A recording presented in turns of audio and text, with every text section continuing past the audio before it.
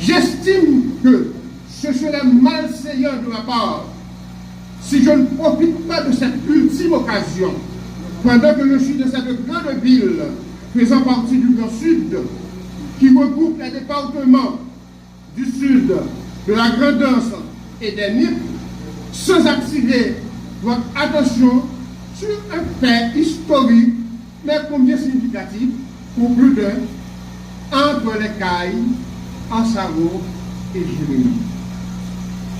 En effet, c'était à Ansaro que le jeudi 28 novembre 1908, venant des Cailles, passant par Malouet, localité dépendant de la commune de l'Asile, le général Antoine Simon, accompagné de sa fille, Célestine Simon, dont l'histoire parlera un jour de sa bravoure à la tête de son armée et bénéficiant de l'appui inconditionnel de tous les valeureux ensablés, vainquit les troupes du Nord et de l'Ouest, commandées par le farouche, mais brave général André Guillaume, expédié de cette ville à bord du navire Le Croyant par le président Nord Alexis pour combattre et arrêter la marche victorieuse de l'armée révolutionnaire du Sud.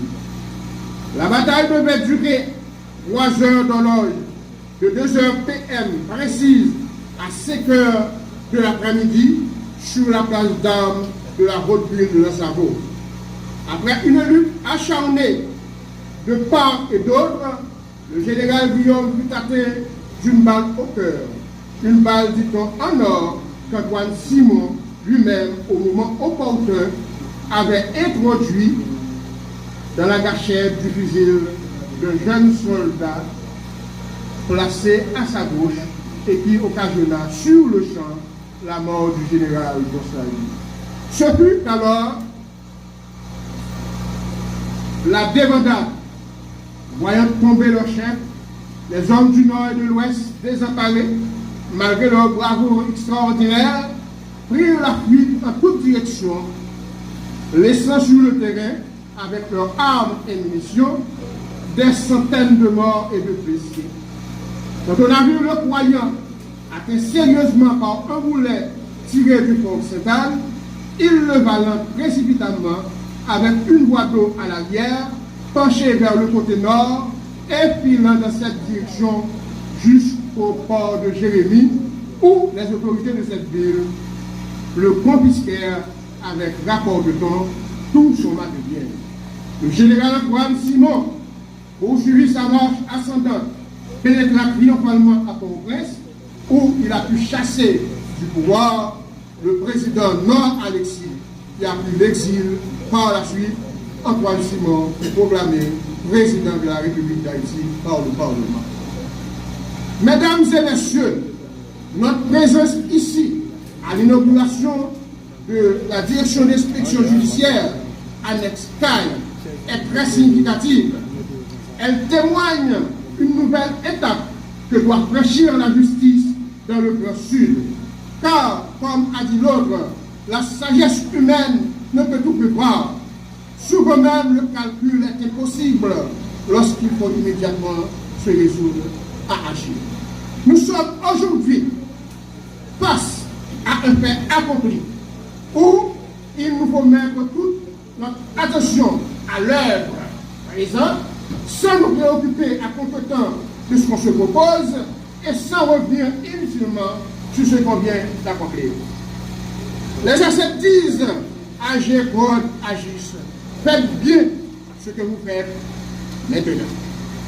Une telle réflexion ne saurait ne pas nous interpeller, juste pour nous amener à nous poser cette question. En effet, mesdames et messieurs, on répète souvent, la justice élève une nation.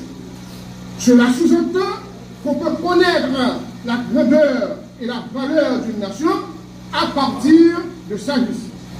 Si elle pratique une justice saine et équitable, elle sera considérée à sa juste valeur.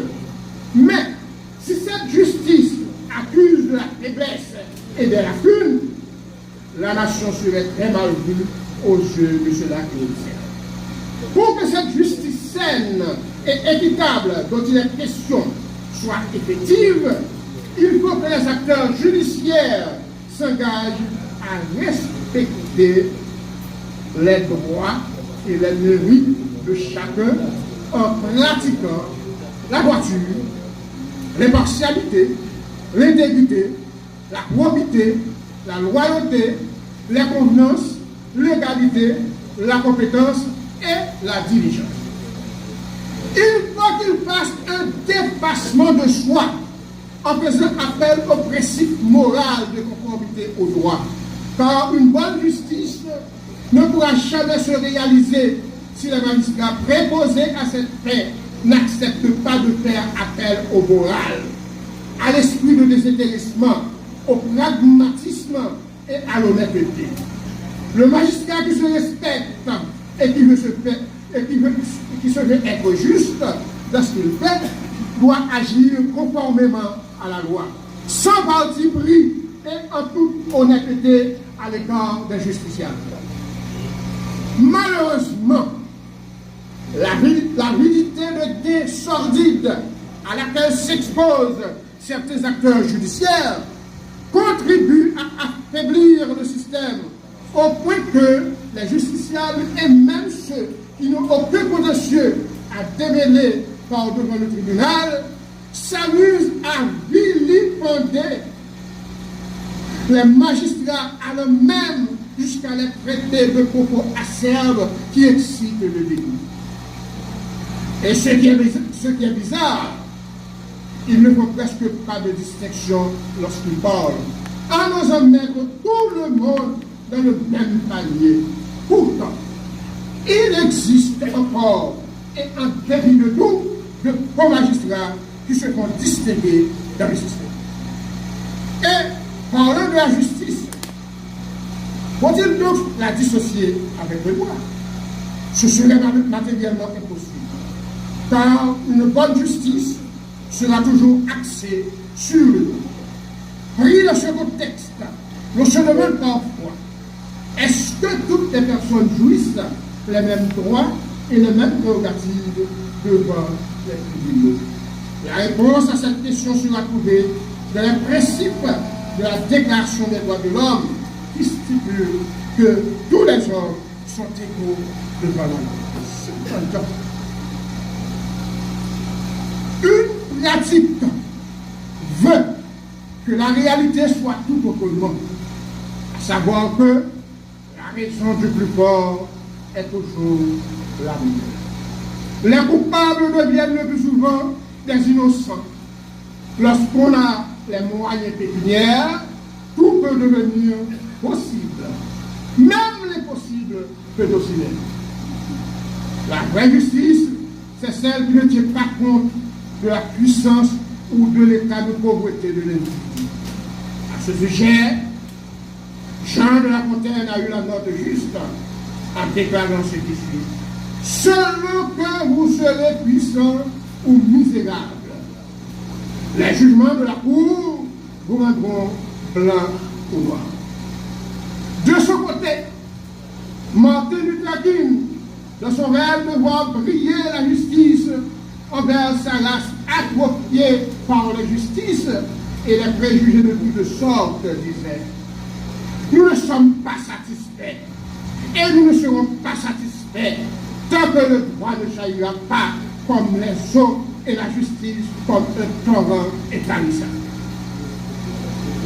Il continue pour dire: je rêve que un jour l'État du Mississippi lui-même, tout brûlant des feux de l'injustice, tout brûlant des feux de l'oppression, se transformera en oasis de liberté et de justice. Peu égard, mesdames et messieurs, à tout ce qui est dit dessous, l'implantation d'une inspection judiciaire à travers notre département n'a-t-elle pas sa raison d'être? Indubitablement, l'inspection judiciaire est d'une utilité incontournable pour la justice. Le bien fondé de l'existence d'une telle institution réside dans le fait que nous vivons un moment où tous les regards sont fixés sur la justice. À tort ou à raison, on dit n'importe quoi de la justice.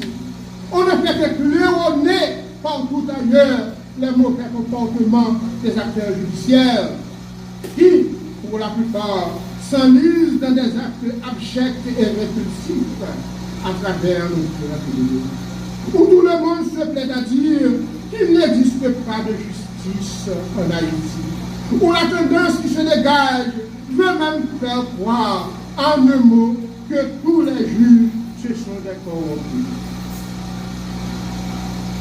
Fort de cette situation,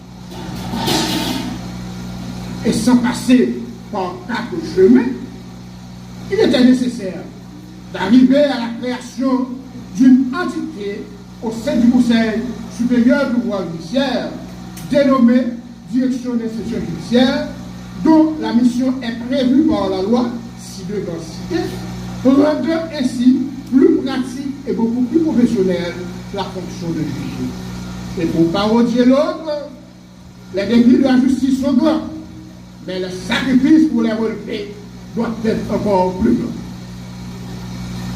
Nous devons nous armer de courage pour les affronter. Il en est de même, le responsable a un rôle déterminant à jouer dans tout cela, car tout responsable a pour principale fonction la planification, l'organisation, le contrôle, la communication avec ses pairs, l'évaluation, l'observation du travail, la délégation, la supervision, la résolution des conflits, la gestion équitable. Un responsable doit avoir à côté de tant d'autres l'attitude positive, c'est-à-dire la capacité de travailler avec les autres et de ne voir que le côté positif des gens et des situations.